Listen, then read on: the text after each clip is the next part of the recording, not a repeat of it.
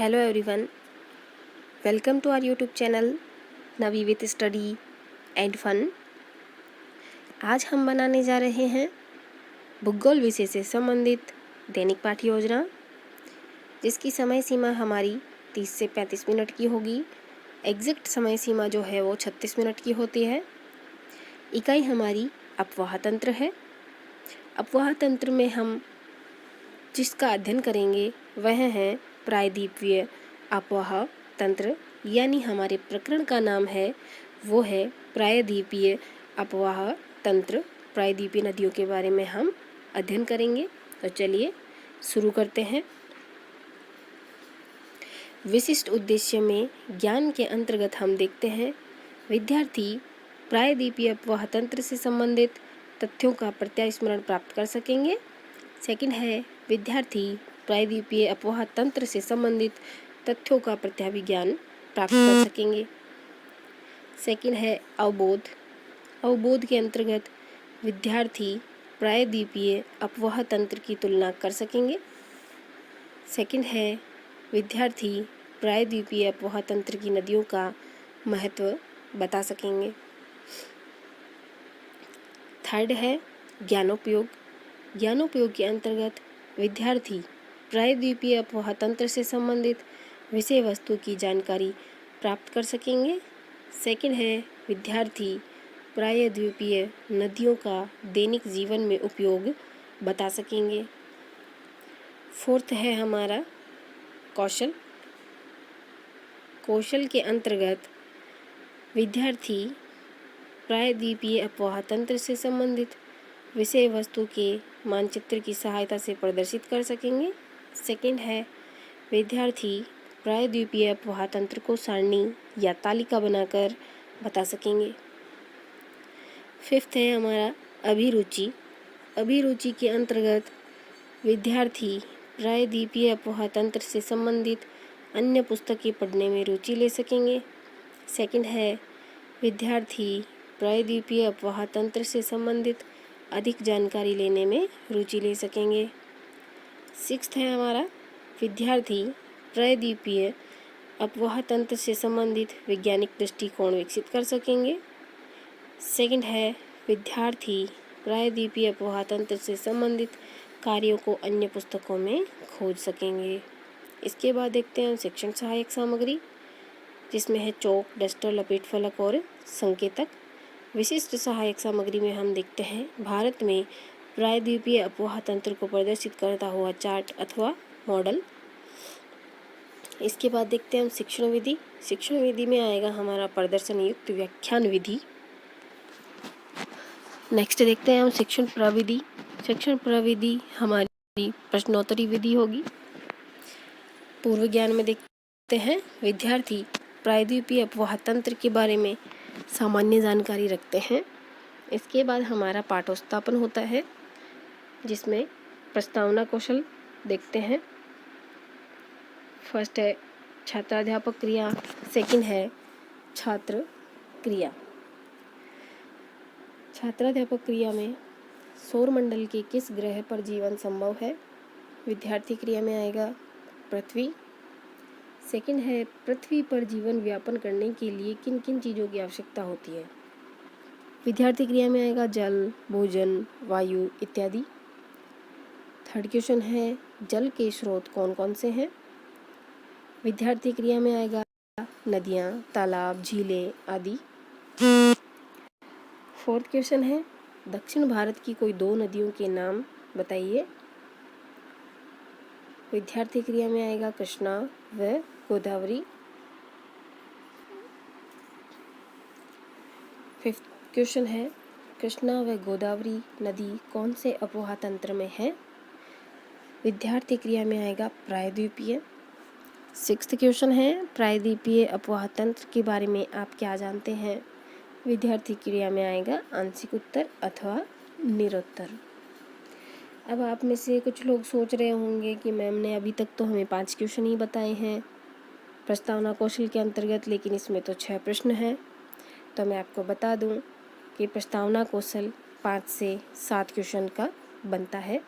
Minimum 5 है और maximum इसके 7 हैं। आप 7 से ज़्यादा क्वेश्चन प्रस्तावना कौशल में नहीं बना सकते।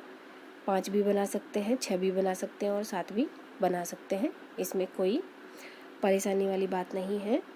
तो चलिए फ्रेंड्स, आगे चलते हैं। उद्देश्य कथन। उद्देश्य कथन में, प्रिय विद्यार्थियों, आज हम प्रायद्वीपीय अफवाह तंत्र के बारे में विस्तार पूर्वक अध्ययन करेंगे। नेक्स्ट है शिक्षण बिंदु। शिक्षण बिंदु में फर्स्ट शिक्षण बिंदु है प्रायद्वीपीय अफवाह तंत्र। सेकंड है अरब सागर में गिरने वाली नदियाँ। थर्ड है बंगाल की खाड़ी में गिरने वाली नदियाँ।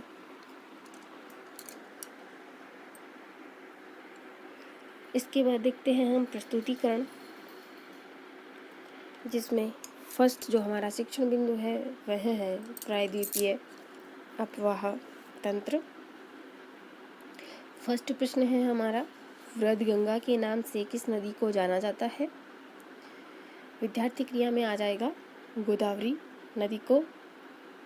सेकंड है, गोदावरी नदी कौन से अफवाह तंत्र में आती है? विद्यार्थी क्रिया में आएगा प्रायद्वीपीय अफवाह तंत्र में। थर्ड क्वेश्चन है, प्रायद्वीपीय अफवाह तंत्र के बारे में आप क्या जानते हैं? विद्यार्थी क्रिया में आएगा आंशिक उत्तर अथवा निरोत्तर। इसके बाद देखते हैं हम छात्राध्यापक कथन। छात्राध्यापक कथन के अंतर्गत भारतीय प्रायद्वीप में अनेक नदियां प्रवाहित होती है। मैदानी भाग की नदियों की अपेक्षा प्रायद्वीपीय भारत की नदियां आकार में छोटी है तथा मौसमी व वर्षा पर आश्रित होती है। प्रायद्वीपीय अफवाह तंत्र को 2 भागों में बांटा गया है। फर्स्ट है अरब सागर में गिरने वाली नदियाँ। सेकंड है बंगाल की खाड़ी में गिरने वाली नदियाँ। यहाँ हमारा छात्राध्यापक कथन समाप्त होता है। विद्यार्थी क्रिया में लिखेंगे आप, विद्यार्थी ध्यानपूर्वक सुनेंगे एवं समझेंगे। शामपट कार्य आप स्वयं कर लें। इसके बाद हम देखते हैं बोध प्रश्न। बोध प्रश्नों में देखते हैं हम प्रायद्वीपीय नदियाँ किस पर आश्रित है? तो वर्षा या मौसमी। सेकंड प्रश्न है, प्रायद्वीपीय नदियों को कितने भागों में वर्गीकृत किया गया है? विद्यार्थी क्रिया में आएगा 2 भागों में। सेकंड शिक्षण बिंदु देखते हैं हम, अरब सागर में गिरने वाली नदियाँ। विकासात्मक प्रश्नों को देखते हैं। नर्मदा नदी का उद्गम कहाँ से होता है? विद्यार्थी क्रिया में आएगा अमरकंटक पहाड़ी से। सेकंड है, साबरमती नदी अपना जल कहाँ विसर्जित करती है? विद्यार्थी क्रिया में आएगा अरब सागर में। थर्ड है, अरब सागर में गिरने वाली दक्षिण भारत की नदियाँ बताइए। विद्यार्थी क्रिया में आएगा आंशिक उत्तर अथवा निरोत्तर। छात्राध्यापक कथन देखते हैं। प्रायद्वीपीय भारत की अरब सागर में गिरने वाली नदियाँ निम्न है: लूनी नदी, माही, साबरमती, नर्मदा, ताप्ती, मांडवी, जुआरी, शरावती, पेरियार आदि नदियाँ हैं। नर्मदा नदी प्रायद्वीपीय भारत की सबसे लंबी नदी है जो अरब सागर में गिरती है। ताप्ती नदी मध्य प्रदेश में महादेव पहाड़ियों से निकलती है। इसके किनारे सूरत शहर बसा हुआ है। किस नदी के? ताप्ती नदी के। चलिए, यहाँ पर हमारा छात्राध्यापक कथन समाप्त होता है। विद्यार्थी क्रिया में आएगा, विद्यार्थी ध्यानपूर्वक सुनेंगे एवं समझेंगे। शामपट कार्य आप स्वयं कर लें। देखते हैं इसके बोध प्रश्नों को। बोध प्रश्नों में फर्स्ट प्रश्न है, अरब सागर में गिरने वाली प्रायद्वीपीय भारत की सबसे लंबी नदी कौन सी है? विद्यार्थी क्रिया में आएगा नर्मदा नदी। सेकंड है, सूरत शहर किस नदी के किनारे पर बसा हुआ है? विद्यार्थी क्रिया में आएगा ताप्ती नदी के। थर्ड जो हमारा शिक्षण बिंदु है वह है बंगाल की खाड़ी में गिरने वाली नदियाँ। चलिए देखते हैं इसके विकासात्मक प्रश्नों को। किस नदी को बंगाल का शोक कहा जाता है? विद्यार्थी क्रिया में आएगा दामोदर नदी को। सेकंड है, दामोदर नदी अपना जल कहाँ विसर्जित करती है? विद्यार्थी क्रिया में आएगा बंगाल की खाड़ी में। थर्ड है बंगाल की खाड़ी में गिरने वाली नदियाँ बताइए। विद्यार्थी क्रिया में आएगा आंशिक उत्तर अथवा नेरोत्तर। नेक्स्ट देखते हैं हम छात्राध्यापक कथन। छात्राध्यापक कथन के अंतर्गत प्रायद्वीपीय भारत की बंगाल की खाड़ी में गिरने वाली नदियाँ निम्न हैं: हुगली, दामोदर, स्वर्णरेखा, वैतरणी, ब्राह्मणी, महानदी, गोदावरी, कृष्णा, कावेरी, पेनार आदि। गोदावरी नदी प्रायद्वीप भारत की सबसे लंबी नदी है। इसे दक्षिण की गंगा व वृद्धगंगा भी कहा जाता है। इसका उद्गम नासिक जिले के त्र्यंबकम पहाड़ी से होता है। यहाँ हमारा छात्राध्यापक कथन समाप्त होता है। विद्यार्थी क्रिया में लिखेंगे विद्यार्थी ध्यानपूर्वक सुनेंगे एवं समझेंगे। शामपट कार्य आप स्वयं कर लें। नेक्स्ट देखते हैं हम बोध प्रश्नों को। बोध प्रश्नों में फर्स्ट प्रश्न है गोदावरी नदी का उद्गम कहाँ से होता है? विद्यार्थी क्रिया में आएगा त्र्यंबकम पहाड़ी से, नासिक से। सेकंड है वृद्धगंगा के नाम से किस नदी को जाना जाता है? विद्यार्थी क्रिया में आएगा गोदावरी नदी से। नेक्स्ट देखते हैं हम पुनरावर्ती प्रश्नों को। पुनरावर्ती प्रश्नों में फर्स्ट प्रश्न है प्रायद्वीपीय भारत की सबसे लंबी नदी कौन सी है? सेकंड है नर्मदा नदी का उद्गम कहाँ से होता है? थर्ड प्रश्न है बंगाल का शोक किस नदी को कहते हैं?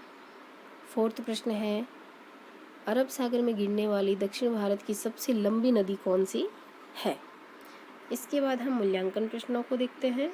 मूल्यांकन प्रश्नों में वस्तुनिष्ठ प्रश्न है दक्षिण की गंगा किसे कहा जाता है? ए है दामोदर, बी है कृष्णा, सी है गोदावरी और डी है स्वर्ण रेखा। नेक्स्ट देखते हैं हम रिक्त स्थान पूर्ति प्रश्न।